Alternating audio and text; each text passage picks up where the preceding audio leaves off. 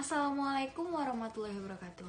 Halo semuanya, perkenalkan kami dari kelompok 11 ingin mempresentasikan hasil diskusi kami tentang materi hak milik intelektual. Di sini kami akan memperkenalkan diri terlebih dahulu.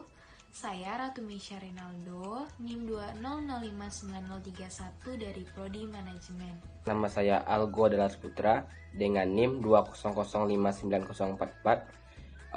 Berasal dari program studi Manajemen Non-Kependidikan S1. Nama saya Nadia Evita Suri dengan NIM 20059157. Assalamualaikum warahmatullahi wabarakatuh. Perkenalkan, nama saya Anjeli Amnelia dengan NIM 200591119. Saya Nabila Aisyah, NIM 200590077, Prodi Manajemen. Saya Elvi Almanisya dengan NIM 200590061. Baiklah, untuk materi pertama akan dijelaskan oleh Nadia Evita. Kepada Nadia Evita dipersilakan. Di sini saya akan menjelaskan tentang hak milik kekayaan intelektual dan juga pengertian dari hak cipta. Yang pertama itu adalah hak milik kekayaan intelektual. Kekayaan intelektual merupakan suatu hasil pemikiran berupa ide atau gagasan yang dapat diwujudkan dalam bentuk penemuan, karya ilmu pengetahuan, sastra dan seni, desain, simbol atau tanda tertentu, kreasi tata letak, komponen semikonduktor, dan varietas hasil pemuliaan. Ekspresi tersebut akan menjadi suatu produk hukum dan melekat menjadi suatu hak kekayaan intelektual, yang dimana jika diproses melalui prosedur dan ketentuan akan menjadi sebuah produk hukum berupa hak yang timbul atas kekayaan intelektual. Hasil tersebut akan digunakan dalam dunia perdagangan sehingga menghasilkan nilai ekonomis bagi pencipta kreasi tersebut. Dari ketentuan tersebut menunjukkan bahwa hak milik suatu barang meliputi yang pertama adalah hak untuk menguasai barang dengan bebas. Yang kedua, hak untuk menikmati sepenuhnya. Yang ketiga, tidak bertentangan dengan hukum yang berlaku, seperti hukum kesusilaan dan hukum ketertiban umum. Yang kedua adalah hak cipta. Hak cipta adalah hak yang mengatur karya intelektual di bidang ilmu pengetahuan, seni dan sastra yang dituangkan dalam bentuk yang khas dan dalam wujud yang tetap. Sejak menjadi bangsa yang merdeka, Indonesia mempunyai 5 undang-undang yang mengatur tentang hak cipta. Yang pertama adalah Undang-Undang Nomor 6 Tahun 1982. Yang kedua, Undang-Undang Nomor 7 Tahun 1987. Yang ketiga, Undang-Undang Nomor 12 Tahun 1997. Yang keempat, Undang-Undang Nomor 19 Tahun 2002. Yang kelima adalah Undang-Undang Nomor 28 Tahun 2014. Terima kasih kita ucapkan kepada Nadia Evita. Selanjutnya akan dipresentasikan oleh Algo Dallas Putra. Kepada Algo dipersilahkan. Pengertian atau konsep hak cipta menurut pasal 1 angka 1 Undang-Undang Nomor 19 Tahun 2002 tentang hak cipta. Pengertian hak cipta adalah hak eksklusif bagi pencipta ataupun penerima hak cipta untuk mengumumkan atau memperbanyak ciptaannya ataupun memberikan izin dengan tidak mengurangi ketentuan dalam undang-undang yang berlaku. Nah, dalam pasal ini kita dapat menganalisis 3 hak istimewa atau hak eksklusif bagi pencipta mengenai hak ciptaannya. Yang pertama itu mengenai hak perlindungan tentang hak ciptaannya. Yang kedua itu tentang hak untuk mengumumkan ataupun perbanyak ciptaannya. Dan yang ketiga itu tentang memberikan izin kepada orang lain atas ciptaannya dengan tidak mengurangi ketentuan dalam undang-undang yang berlaku. Selanjutnya itu dasar-dasar perlindungan hak cipta. Dasar-dasar perlindungan hak cipta, undang-undang yang mengatur hak cipta pertama kali yang disahkan dan berlaku adalah UU Nomor 19 Tahun 2002. Yang saat ini diamandemen dengan UU Hak Cipta terbaru yaitu UU Nomor 28 Tahun 2014. Ada beberapa poin perubahan yang mengakomodir aspek-aspek sebelumnya yang belum tercakup dalam undang-undang yang lama. Poin-poin tersebut adalah yang pertama yaitu perlindungan hak cipta dilakukan dengan waktu yang lebih panjang. Selanjutnya, penyelesaian sengketa secara selektif dan efektif melalui proses mediasi, arbitrase ataupun pengadilan, serta penerapan delik-delik aduan untuk tuntutan pidana. Yang selanjutnya itu pengelola tempat perdagangan bertanggung jawab atas penjualan dan atau pelanggaran hak cipta atau hak terkait di pusat tempat perbelanjaan yang dikelolanya.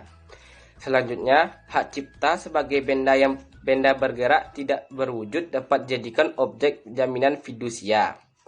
Selanjutnya itu Menteri diberi kewenangan untuk menghapus ciptaan yang sudah dicatatkan apabila ciptaan tersebut melanggar norma agama, norma susila, ketertiban umum, pertahanan dan keamanan negara serta ketentuan peraturan dalam peraturan perundang-undangan.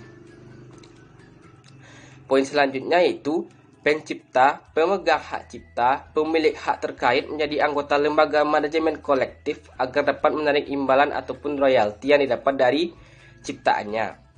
Poin selanjutnya yaitu pencipta dan atau pemilik hak terkait mendapat imbalan royalti untuk ciptaan atau produk hak yang terkait yang dibuat dalam hubungan dinas dan digunakan secara komersil. Selanjutnya, lembaga manajemen kolektif berfungsi menghimpun dan mengelola hak ekonomi pencipta dan pemilik hak terkait. Yang selanjutnya itu wajib mengikuti permohonan izin operasional kepada menteri. Dan yang poin terakhir tentang peraturan perundang-undangan tentang hak cipta yaitu penggunaan hak cipta dan hak terkait dalam sarana multimedia untuk merespon perkembangan dan teknologi informasi dan komunikasi terkait hak cipta. Terima kasih kita ucapkan kepada Algo. Selanjutnya akan dijelaskan oleh Anjeli Amelia. Kepada Anjeli dipersilahkan. Pengalihan hak cipta. Hak cipta dapat dialihkan baik seluruhnya maupun sebagian karena pewarisan, hibah, wakaf, perjanjian tertulis atau sebab-sebab lain yang dibenarkan oleh peraturan perundang-undangan bergerak yang dapat beralih atau dialihkan baik melalui proses pewarisan, hibah, wakaf, wasiat, perjanjian tertulis atau sebab-sebab lain yang dibenarkan sesuai dengan ketentuan perundang-undangan pasal 16 ayat 2 Undang-Undang Nomor 28 Tahun 2014 tentang hak cipta. Hak cipta selain dapat dialihkan, dapat pula juga dapat dilisensikan. Dalam hal ini, perjanjian lisensi harus dibuat dalam bentuk tertulis dan harus dicatat oleh Menteri dalam Daftar Umum Perjanjian Lisensi Hak Cipta dengan dikenai biaya. Perjanjian lisensi berlaku selama jangka waktu yang disepakati. Lazimnya adalah kurang dari jangka waktu perlindungan hak cipta dan hak terkait itu sendiri. Karakteristik hak cipta. Yang pertama, perlindungan diberikan bukan terhadap ide, melainkan terhadap ekspresi dari ide tersebut. Yang kedua, perlindungan diberikan pada saat karya itu lahir atau dipublikasikan. Yang ketiga, tidak memerlukan pendaftaran. Selanjutnya, syarat hak cipta. Yang pertama, fiksasi, yaitu diwujudkan dalam format yang nyata. Yang kedua, orisinal, yaitu karya asli pencipta tanpa adopsi karya orang lain. Yang ketiga, kreativitas minimal, yaitu tidak hanya mewujudkan namun kemampuan intelektual harus tertuang di dalam ciptaan itu. Jangka waktu hak cipta. Jangka waktu hak cipta, setiap karya berbeda-beda dengan karya lainnya. Seperti karya buku, pamflet, dan karya tulis lainnya, ceramah, kuliah, pidato, dan ciptaan sejenis lainnya. Alat peraga yang dibuat untuk kepentingan pendidikan dan ilmu pengetahuan, lagu atau musik atau karya seni rupa dalam segala bentuk, karya seni batik atau seni motif lain, berlaku selama hidup pencipta dan terus berlangsung selama 70 tahun setelah pencipta meninggal dunia, terhitung mulai tanggal 1 Januari tahun berikutnya. Yang selanjutnya, pelanggaran hak cipta dan penegak hukumnya. Pelanggaran hak cipta serta penyelesaian sengketa hak cipta diatur melalui pasal 95 sampai dengan pasal 120 Undang-Undang Nomor 28 Tahun 2014. Penyelesaian sengketa hak cipta menurut Undang-Undang Nomor 28 Tahun 2014 dapat dilakukan melalui penyelesaian sengketa arbitrase atau pengadilan. Untuk gugatan perdata diajukan kepada pengadilan niaga, sementara itu untuk tuntutan pidana menjadi kewenangan pengadilan negeri. Berdasarkan ketentuan pasal 120 Undang-Undang Nomor 28 Tahun 2014 diatur bahwa tindak pidana dalam Undang-Undang Hak Cipta merupakan delik aduan. Bella, kita ucapkan terima kasih kepada Anjeli. Selanjutnya akan dipresentasikan oleh Nabila Aisyah. Kepada Nabila Aisyah, dipersilakan. Hak paten. Menurut pasal 1 Undang-Undang 14 tahun 2001, hak paten adalah hak eksklusif yang diberikan oleh negara kepada inventor atas hasil invensinya di bidang teknologi yang untuk selama waktu tertentu melaksanakan sendiri invensinya tersebut atau memberikan persetujuan kepada pihak lain untuk melaksanakannya. Perlindungan hukum atas hak paten diperoleh melalui sistem pendaftaran, yaitu dalam hal ini dianut sistem konstitutif atau juga yang dikenal dengan sebutan first to file system. Jangka waktu perlindungan paten di Indonesia menurut ketentuan pasal 8 Undang-Undang Paten, jangka waktu perlindungan paten adalah selama 20 tahun terhitung sejak tanggal penerimaan dan jangka waktu itu tidak dapat diperpanjang. Tentang merek, pokok pengertian yang sama tentang merek yang minimal mengandung dua hal pokok, yaitu yang pertama, bahwa merek merupakan suatu tanda pada barang dagang atau jasa. Yang kedua, untuk membedakan barang atau jasa tertentu dari barang atau jasa orang. Merek adalah tanda yang berupa gambar, nama, kata, huruf-huruf, angka-angka, susunan warna, atau kombinasi dari unsur-unsur tersebut yang memiliki daya pembeda dan digunakan dalam kegiatan perdagangan dan jasa. Desain industri. Pengertiannya adalah suatu kreasi tentang bentuk, konfigurasi, atau komposisi garis atau warna, atau gabungan daripadanya yang berbentuk 3 dimensi atau 2 dimensi, yang memberikan kesan estetis dan dapat diwujudkan dalam pola 3 dimensi atau 2 dimensi, serta dapat dipakai untuk menghasilkan suatu produk, barang, komoditas industri, dan kerajinan tangan. Subjek dan objek desain industri. Subjek desain industri adalah pendesain, yaitu seorang atau beberapa orang yang menghasilkan desain industri. Perlindungan terhadap desain industri. Pertama, hak desain industri diberikan untuk desain industri yang baru. Kedua, desain industri dianggap baru apabila pada tanggal penerimaan, desain industri tersebut tidak sama dengan pengungkapan yang telah ada sebelumnya. Yang ketiga, desain belum diungkap bahkan belum dilakukan komersialisasi atau belum diumumkan atau digunakan di Indonesia atau di luar Indonesia. Berapa lama waktu perlindungan desain? Perlindungan terhadap hak desain industri diberikan untuk jangka waktu 10 tahun, terhitung sejak tanggal penerimaan dan tidak dapat dilakukan perpanjangan perlindungan. Apa saja desain yang tidak dapat didaftarkan? Hak desain industri tidak dapat diberikan apabila desain industri tersebut bertentangan dengan peraturan perundang-undangan yang berlaku, ketertiban umum, agama, dan kesusilaan. Baiklah, kita ucapkan terima kasih kepada Nabila Aisyah. Dan yang terakhir akan dijelaskan oleh Elvi Almanisya. Kepada Elvi, dipersilakan. Rahasia dagang. Rahasia dagang adalah informasi yang tidak diketahui oleh umum di bidang teknologi ataupun bisnis. Memiliki nilai ekonomi karena berguna dalam kegiatan usaha dan dijaga kerahasiaannya oleh pemilik rahasia dagang. Rahasia dagang harus mempunyai nilai ekonomis karena kerahasiaannya dan dipertahankan kerahasiaannya melalui upaya-upaya sebagaimana mestinya.